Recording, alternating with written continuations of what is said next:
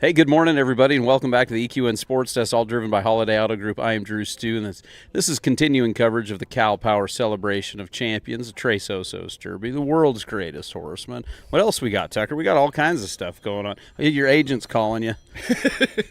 And anyway, all of this coverage is brought to you by our friends at Ranch Fuel. And sitting up here with my buddy Tucker Robinson, we're just sitting here kind of shooting the breeze about the Valley. Out there on the West Coast. Or it's green. It's Man, been raining. I heard it's beautiful out there right now, huh? Yeah, it's really, really green. They said they got more rain since we've been here, so. Oh, really? Yeah, so hopefully it'll be dried out when I get home. Oh, I tell you what, that is as we've been talking, it is the prettiest part of the world. If I could move anywhere in the world, and I mean this, it would be right there between San Ynez and Paso in a smooth minute. And we've got a lot of buddies that run around out there. We do. Thank goodness they didn't have the cameras on here a minute ago. Yeah. talking about the guys, because those stories are pretty fun. Well, buddy, one of the main reasons we got you up here, congratulations on cracking the $1 million. Thank you. Thank you. That's awesome. I mean, of course, you come from a legendary family in this horse world, but, man, that's a big deal. Like, talk about what that means to you to make $1 million riding cow horses. Oh, I mean, it's a lot of work, and, I mean, I got to thank all the owners. The owners is what gets us all here. Sure. And then you got to have the great horses on top of it. Yeah. You know, I mean, it's pretty special. I didn't realize how special it was until it actually really hit me. Really? Yeah, and then I was like, oh man, that's pretty cool. Yeah. You know, especially when I walked in here the first day and see my name up on the banner. It How- kind of gave how me chills a little bit. Good for you, pal. It's pretty cool to have a banner hanging from the ceiling, isn't it? I mean, Yeah. I didn't even think of that until you just said that. Would be pretty dang awesome. Yeah, because when we're always here, we always, you know, see all the banners and all that. And then I actually walked in there and seen mine. I was kind of like stopped and just, I kind of looked at it for a minute. I was like, whoa. I kind of had to pinch myself. That's awesome. Yeah, and there's some pretty big names up on those banners. You know, all of our heroes, all the guys that we've known forever that taught us all so much and everything, you know, and the guys like your dad and everybody else. I mean, good for you, pal. That's just awesome. That's just awesome. So what do you got going on? Hey, congratulations on qualifying for the finals, huh? Yeah, made it. it. Talk to me about your week so far. It's been good. And of course, when you always, you know, make the finals, it's always good. It makes the next couple of days a lot easier to be around, or instead of moping. Yeah, right. I've been there. I was there Walk last around with year. your sad face. Yeah, last year I hit the crying hole, so I was making sure I wasn't going to do that again. Wouldn't you you'd way rather be way down there than one guy out, right? Yeah. You're like, golly, you know. So I was dang sure making sure I was not going to be in that hole again. Good for you. So, yeah, I know it's been a good week. My horse has been good all week for me, and then I got a couple of youth kids out here, and they did good. They got little rough spots here and there, but they're great kids, and they did good and had fun. So, yeah, I mean, can't complain. Yeah. You got any horses in the Derby or anything? No. Nothing? No, I didn't bring no Derby horses. Just brought one for the world's greatest. I had to show one yesterday in the 2 rein, had a little tough luck, and I got to show them in the bridle. Gotcha. And then in the big day, finals. In the big day. Yeah. Man, that's cool. So we've talked about this with a few of the other guys that have come up here. You know, we have the timed event championships comes up next week, right? Yeah. And it's kind of my appreciation. You'll see where I'm going with this here in a second. So my appreciation for what you guys do has grown and grown, because I've never really been around the cow horse deal at all. You know, ran with the cutters a lot, and then of course the team roping and all that. So the last couple of years, my appreciation for what goes on in the cow horse world is just magnified. Then you put the steer stopping with it, and you bring it into a deal where you've got to do everything on the same horse, same bridle, all of that stuff. That adds a whole, so you're just adding layers of complexity on top of it. I talked to Don about it yesterday. I talked to Chris about it yesterday. And comparing it to the timed event championships, it's almost like the same deal in my mind. You've got 5 events, and to the viewer it may not happen fast, but to the guys back there down in the tunnel, it's got to happen fast. And especially when you get to finals night, when you've got the events that you've got to do, and you've got to show your horses. Walk me through that. You've been there one other time. It's got to be a little bit different game mentally. Yeah. I mean, and the whole week leading up to it is different too. Like, yeah, and I think the thing is taking care of your horse, because when you get to that Saturday, so we gotta go do the herd work. So it's like, how much do I warm him up? Because I still got 3 other events left. Chris brought up the same thing. Yeah. So it's just a matter on how much preparation you do. So we do the herd work first, we get through there. And then, of course, we got to come rope right after that, which the roping's probably the easiest part on them horses, because they only work for really 5-6 seconds, and they're done. So then go switch everything around, and now here comes the rein work. Of course, you're going to probably go loping around just a little bit, do whatever, then go from there. And then the fence work, I mean, I literally just trot them around a couple circles and away we go. I mean, it's going to be what it's going to be.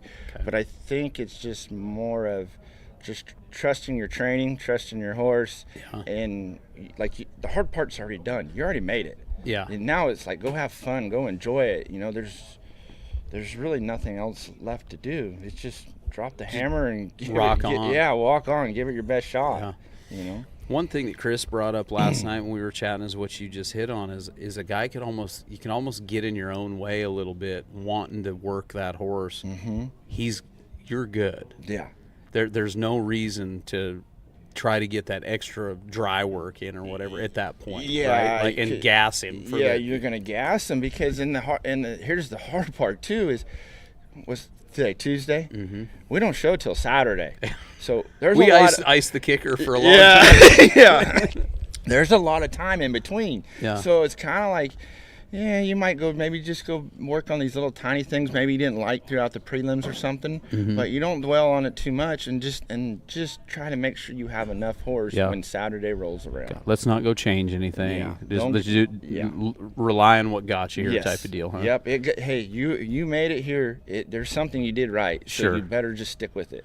How did the overall competition feel this year? I mean, from all of us on the outside looking in, man, what a great show. Yesterday was packed in there, I mean, as it always is. The people are screaming, going nuts. But behind the scenes, how did it feel to you guys? Like, was it a pretty dang tough field, as it always is? But was there anything different this year, or what was it like on the inside competing? I mean, I think it's always the same. I mean, like, the horses are great and stuff like that.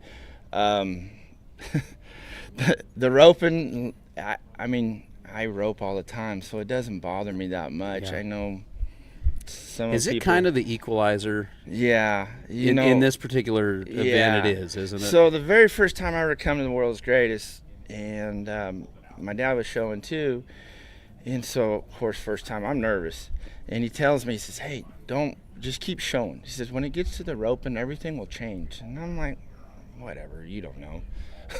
Whoops, Dad was right. I was wrong. Really? Yeah. So this was like the equalizer. Yeah, huh? it kind of changes a lot, you know. Wow. And it was this year. It seemed like more people went and worked on the roping, a lot more, and you see a lot more guys catching. And I think the steers are great here, and they run on, and everything stayed in front of those guys, and everybody could catch. And they're a really good set of steers. Yeah, they looked like a good set of steers, and you're right. It looked like they tried. They ran hard. This arena, one thing about the John Justin is it happens fast, and so if you're off the line a little bit. And it'll happen faster on Saturday. Oh man! You throw a little nerves in that deal, and you don't want to be in the barrier, or you don't want to be off the barrier. You want to be in it, But that's what it sure looked like. Is the roping's getting better and better and better, and then the cow horse side of it, everybody's so good. Everybody's so good. Great. Great. Yeah. So, hey, we got to talk a little bit before we jump in here and watch our own. We got to talk about the hometowners back home. Like I said, we're talk to Scobie all the time and Whitstrom, and I guess Chad just likes to call me and try to get his number lowered with you in the truck. That was pretty funny. We just figured that out here today. But yeah, man, what a great place to live and grow up. And a lot of people, especially out here around Texas, forget that this is kind of where it all came from too, isn't it? Out there on the West Coast, the whole cow horse deal. Yeah, the cow horse come from the West Coast and all that. Just the old Spanish traditions and stuff like that. And that's where a lot of the bit makers come from. The very old school bit makers, and that's where everything eventually started. Especially the bridle horses. some of the old horse shows they used to have way back in the day, they still have today, like Salinas, which is awesome. Oh, man. It is one of the funnest places to show. The ground's terrible. Cows blow off the fence, but we all show up. But it's awesome. But it's awesome. It's awesome. It's awesome. You know, and they're like, I mean, you'll be running down the fence, and here's a team roping team running right by you. I know it. And it's just like, okay, whatever. It's what it is. I think I went to Salinas in 2002. I think I won 4th in the first round, and it could have been like, it was like winning a gold bucket. Just getting a check at Salinas was the coolest thing in the world. Yeah, probably never ran so fast in your life. Oh my gosh. Like your hat's rolled back, and I was healing. My hat's rolled back, and you are blowing down through there like it was. The fog would roll in. Mm-hmm. I remember the fog would roll in the mornings. And you're middle of July, and you're wearing a sweatshirt, and everybody's like, "What is this? What are you doing?" Yeah, welcome to the Central Coast. Yeah, so cool. Yeah, we in Santa Ynez there was a, and I don't think they're still there. I think all their stuff went to a museum. I think there was like this old white house. In my mind, it was an old white house, and it was right there in Santa Ynez or Buellton or somewhere. And they had more bits and old saddles and spurs, and it was cool walking around with that guy and his wife, I believe, and telling the old stories about all of the old bit makers. And it was all the Spanish and all the cow horse stealing. Really, really cool. And and then talking to Bob Feist and all them, when the BFI back in the day couldn't leave California, it tried. It finally got to Reno, which is, Eastern California, basically. But Texas wasn't ready for it. Yeah. And, that all of that, the team rope and the cow horse, a lot of the cutting. I mean, shoot, all the big name cutters at one point or another, Chubby and all them guys. Yeah, they're all originally from California. All California guys, so it's pretty cool the history that California has. We give it a lot of hell, but but it is a lot of this all originated out there for sure. Yeah, it's a pretty neat area. Yeah. Like everybody just thinks San Francisco, LA, but get in the area we're talking about, it's cowboy country. It is big cowboy country. We went out. I took the wife out. We do that Sheriff's Posse Rodeo, the Chad Nicholson and Ian and all those guys. And so I took the wife out to the castle here last year, and just going out through the ranches and everything out there. I mean, it is big country. It's neat. It is. It's beautiful. Great country up there. It is. Yeah. It is, and still run a bunch of cows out there. Still, there's a bunch of cattle everywhere out there. Yeah. There's a lot of cattle out there. Yeah. That's cool country. It's cool country. Well, should we watch your run? Should we see what we did here? What do we got? Our cow horse run, Sarah? Yep. All right. What's this horse? He's a smooth talking style out of a dual pet mare. When they kicked this cow in here, I was like, oh boy. Got his little head up a little bit, doesn't he? Yeah, he's pretty bravo acting, and I was sitting in a spot where I'm like, man, I can't be stupid here because, I got a legitimate shot to make the finals. And I when I was thinking and running through my head, I'm like, man, I think I maybe stayed a hair too long. But I'm like, man, I got to be smart because I don't want to just get daylighted and get smoked around here and screw everything up. Well, so you kind of got to gauge that cow, though. You break him down a little bit if he looks like he's going to just run, right? Yeah, and my horse left the corner good, and the cow stayed good, and he hit his butt every time through each turn. And I went ahead and made one more turn, just the way that cow set up, and then just got on the other side, and then just let him have it and just get circled in the middle of that pin. I know I probably didn't get the best switch to get to the other side, but when I did, he just crawled right up there, and cow kind of gave it up right there. Gave it up right there at the end. Perfect, though. And then I was just relieved. The pressure was off, yes. It's like, But that's that deal that we're talking about right there. It's kind of like riding that razor's edge, right? Do you mash or do you do you mash on it, or do you just kind of like you say? And it depends where you come in, I was in probably that 10th, 12th spot, so it's like. So you couldn't give up a lot. I couldn't give up a lot, but I still had to make sure I do my job. Yeah. And it's like anything, you just have to do your job, and you have to work the cow. Yeah. If it's a 75 cow, he's a 75 cow. If he's a 70 cow, he's a 70 cow. Sure. And that's what you have to do. Yeah. Talk to me about the scorecard a little bit. So you did that third turn right there. Is So I don't know anything about how they score that. It doesn't hurt you. Doesn't hurt you. Yeah. Okay. I mean, are they gonna give you any? Yeah, they'll give you some credit. Will they give you some credit? They'll give you credit for it. Okay. Oh yeah, because I mean that cow's still running. The turn was still good. Good. The horse was on his butt and come around there. Gotcha. So yeah, they're gonna give you some credit for it. Gotcha. Yeah. Gotcha. Well, very cool, man. Well, congratulations on making it back. Well, thanks. You bet. So now we're just gonna hang out and get ready, huh? Hang out and I don't know, go show a bridle horse, and I think we gotta go to the banquet deal Thursday night, and then my kid, my mom, my sister's kids, my dad. I think I'll fly in tomorrow. So cool. The family's all coming. Good deal. Family's doing good. Everybody's healthy. Yeah, everybody's in good shape. My wife, she flew in. I think whatever day we did the raining, I don't remember. Yeah. Everything's getting to be such a blur now. It turns into two weeks of hecticness. Yeah, because hecticness. Yeah. I don't know if hecticness is a word, but it is now. Yeah, because I left the house February 10th, and I won't get home till March 2nd. So, but it's all right. When you're driving out here, do you guys have a halfway point, or do you just? We'll go to Moriarty. Oh, yeah, go to Moriarty and stop there. Gotcha. Yeah, that's where all of us Californians all stop. Gotcha. That's an awesome place right there. Yeah, cool. Yeah. Well, man, congratulations, Tucker, on making $1 million showing cow horses, and congratulations on making the final Saturday night. Thanks. You betcha, buddy. Yeah.